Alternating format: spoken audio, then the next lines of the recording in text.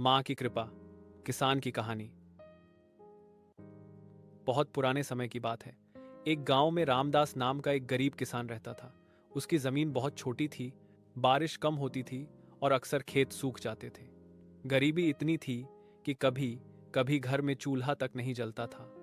लेकिन रामदास का दिल बहुत साफ था।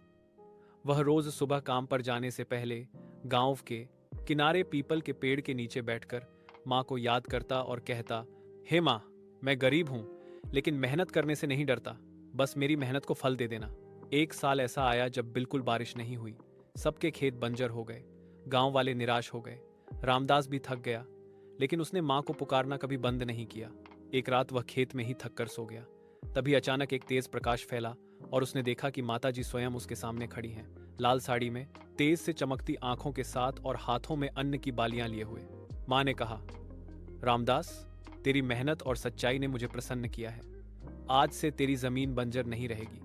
लेकिन याद रख, यह खेत केवल तेरे लिए नहीं है, पूरे गांव के लिए है। सुबह जब रामदास उठा तो वह दंग रह गया। रातों रात उसके खेत में हरी फसल लहलहा रही थी, बाली झूम रही थी और कुआं पानी से भर गया था। रामदास ने अनाज सिर्फ अपने घर में नहीं रखा, बल्कि पूरे गांव में बांट दिया। सबने मिलकर माताजी का धन्यवाद किया और गांव फिर से खुशहाल हो गया। सीख इस कहानी से यह संदेश मिलता है कि माँ की कृपा उसी को मिलती है जो सच्चाई, मेहनत और दूसरों की भलाई का रास्ता चुनता है।